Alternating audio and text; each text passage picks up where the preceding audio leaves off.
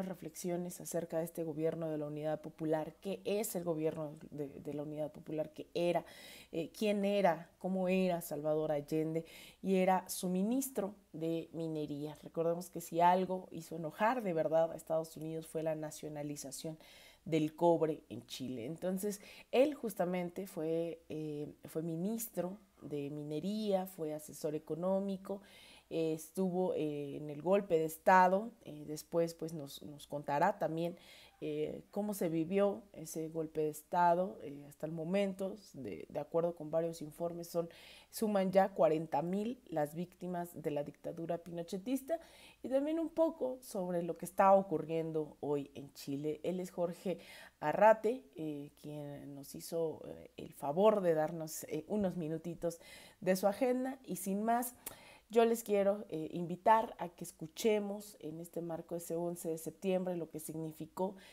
un gobierno de la Unidad Popular, el respaldo de las masas, pero no necesariamente el respaldo de las Fuerzas Armadas, y sobre todo esta campaña, qué error jugó esta campaña de Estados Unidos en contra del gobierno de Salvador Allende. Vamos a escucharlo.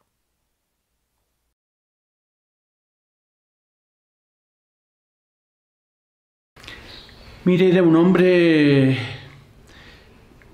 que tenía un gran carisma en el sentido de su capacidad no solo política, sino de acercarse a las personas. Y yo creo que eso lo fue adquiriendo. Esas son virtudes con las que no se nace necesariamente, porque Allende recorrió Chile tantas veces.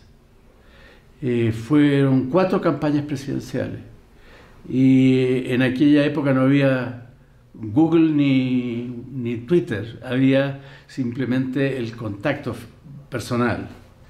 En burro, en carreta, en canoa, recorrió hasta el último rincón de Chile en 4 campañas. Entonces era un personaje en los hogares chilenos.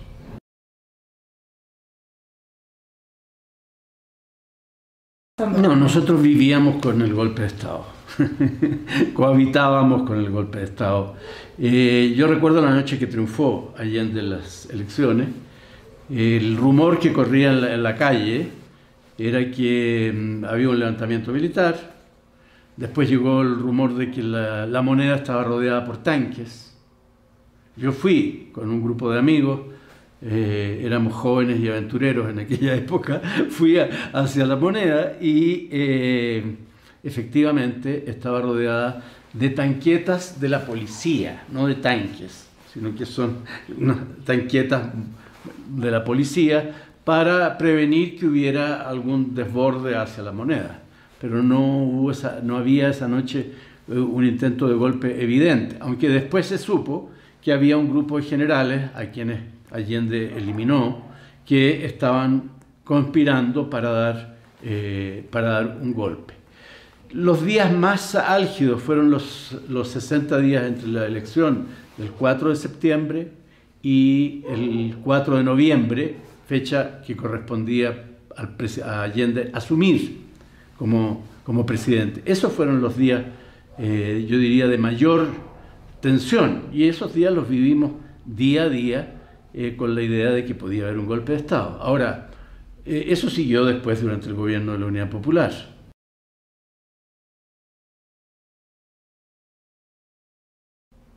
Está comprobado en las investigaciones que hizo el propio Senado norteamericano, el famoso informe Church, que lleva el nombre del senador que presidió la comisión, cómo la CIA intervino en la elección de 1964 para tratar de que fuera derrotado Allende en las elecciones, que efectivamente lo fue.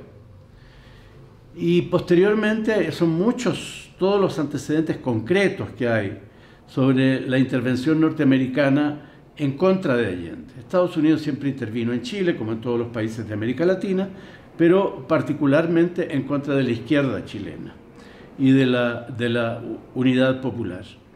Incluso está por escrito en las memorias de Henry Kissinger, cuando él le informa a Nixon que ha ganado un socialista marxista en Chile la presidencia de la República, y Nixon le dice: hay que hacer chillar, hay que hacer gemir la economía. y Estados Unidos pone en marcha toda una política destinada a ahogar económicamente a Chile.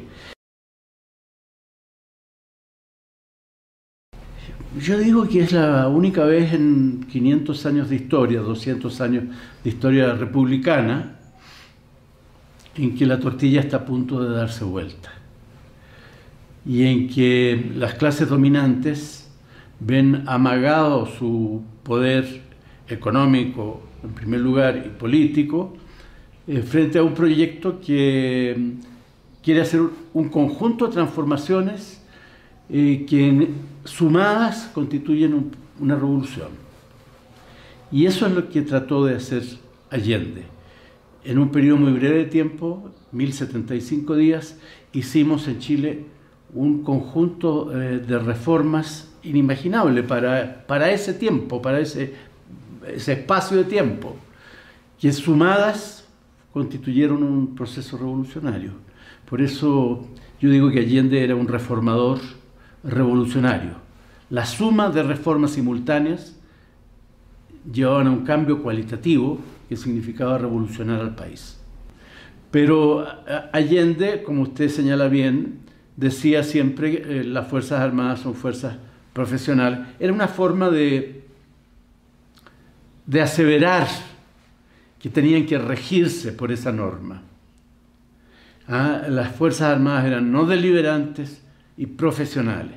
Y había un segmento de las Fuerzas Armadas que adhería a esta doctrina profesional, que se llamó en Chile doctrina Schneider, porque lo había formulado precisamente el general de ejército que fue asesinado en una operación orquestada por la CIA en octubre de 1970.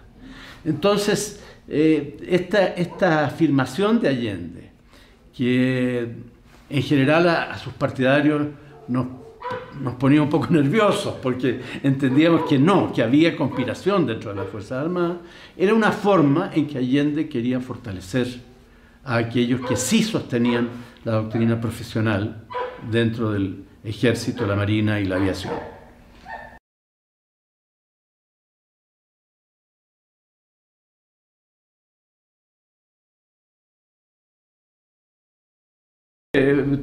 Fui asesor económico del presidente Allende y mi principal función en el gobierno hasta el golpe fue, yo era el presidente ejecutivo de la Corporación del Cobre, así que lo que me está preguntando fue mi tarea, la nacionalización de las riquezas básicas, particularmente del cobre. Y en paralelo con ese cargo yo ejercí en un momento del año 72 el cargo de ministro, tuve los dos cargos al mismo tiempo.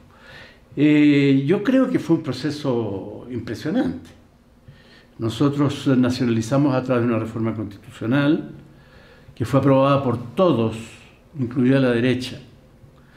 Las 5 minas de cobre más importantes de Chile y 2 de ellas las más importantes del mundo, la más grande a rajo abierto y la más grande subterránea.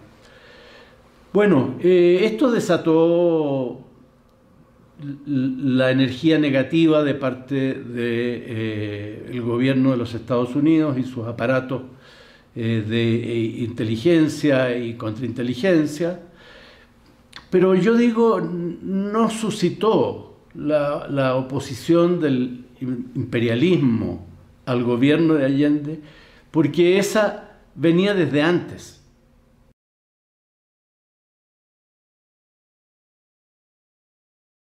Fue un golpe muy brutal, yo diría inesperadamente brutal, porque no había en Chile, contrariamente a lo que se ha dicho, condiciones para una resistencia militar. La izquierda no había preparado cuadros, ni tenía tecnología, ni armamentos para enfrentar a un ejército profesional que era uno de los más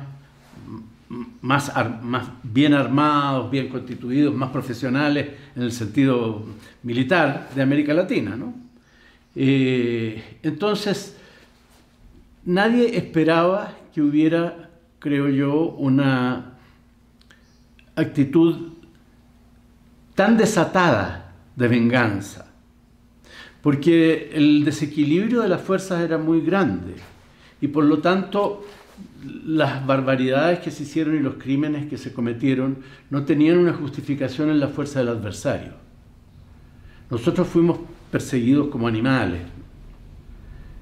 Se desató una represión brutal, se llenaron los estadios de gente, se inició la tortura como una práctica permanente, se inició la destrucción sistemática, planificada de organizaciones políticas como primero el Partido Comunista, el Partido Socialista y el Partido MIR, el Movimiento de Izquierda Revolucionaria.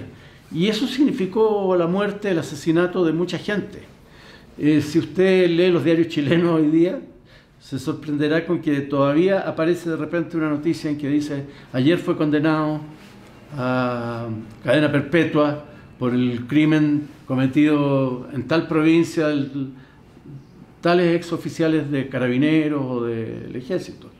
Han pasado 50 años y esto sigue, porque fue muy masivo el asesinato, la tortura, la exoneración del trabajo, el exilio.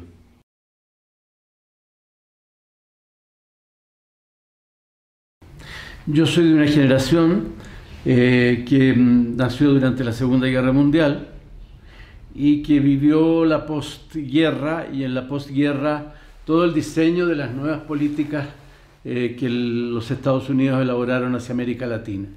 Pero incluso antes de aquello, en el curso del siglo XX, hubo dictaduras latinoamericanas muy conocidas que recibieron siempre el apoyo de los Estados Unidos. Estoy pensando, por ejemplo, en los países de Centroamérica y la defensa de los intereses, todo esto por la defensa de intereses económicos, la United Fruit en los países centroamericanos. La presencia militar era muy fuerte y después de la guerra la presencia militar se organizó en función del diseño norteamericano. El Tratado de Asistencia Recíproca de Río de Janeiro de 1947, con los pactos militares que se hacían, que cambiaron radicalmente también la naturaleza de las Fuerzas Armadas, por ejemplo en el caso de Chile, porque hubo un acercamiento ya, una dependencia, se generó una dependencia con las políticas del Pentágono. Entonces no es el primer caso, esta es una historia larga y triste y dura. Bueno, ahí estuvo Jorge Arrate, quien nos compartió todas estas reflexiones en torno a ese otro 11 de septiembre que definitivamente no estaba en los titulares de los medios de comunicación durante estos días. Sin embargo, ya escucharon también toda la importancia y todo lo que significó. Por algo Estados Unidos invirtió tanto en desestabilizar este gobierno que era referencia también ya en América Latina. Entonces, un gobierno que logró hacer alianzas, por ejemplo, con el gobierno de Cuba, de Fidel Castro, quien por cierto visitó 24 días la nación chilena durante el gobierno de la Unidad Popular y respaldó, pero sobre todo se interpretó esta visita de Fidel Castro como una escuela de formación de cuadros del gobierno de la Unidad Popular, y que, bueno, eso generaba bastantes expectativas. Llegó el golpe de Estado, entró Chile en un periodo de dictadura hasta 1990, pero que también, a pesar de este cambio digamos, de esta transición que se dio en América Latina de los gobiernos militares a los gobiernos llamados civiles, pues al final la política económica que se empezó a implementar en Chile durante los 70s no cambió sustancialmente con estos gobiernos de centro o de derecha como Pinochet, ¿no? A pesar como Pinochet, como Sebastián Piñera, perdón, y como Michelle Bachelet. Entonces, esto no cambió la política económica y generó un estallido social en octubre del 2019, de la cual después de bastantes meses se logró instalar esta asamblea constituyente que busque dar fin a esta constitución de Pinochet. Ahí está la historia, dice: la historia es nuestra y la hacen los pueblos, decía Salvador Allende, y de hecho vamos a escuchar brevemente este último discurso que dio desde La Moneda, justamente ya bajo las balas, las bombas, se comunicó a través de Radio Magallanes, la última radio que quedaba para transmitir. Ya se habían tomado durante el golpe de Estado el resto de las emisoras, y lanza un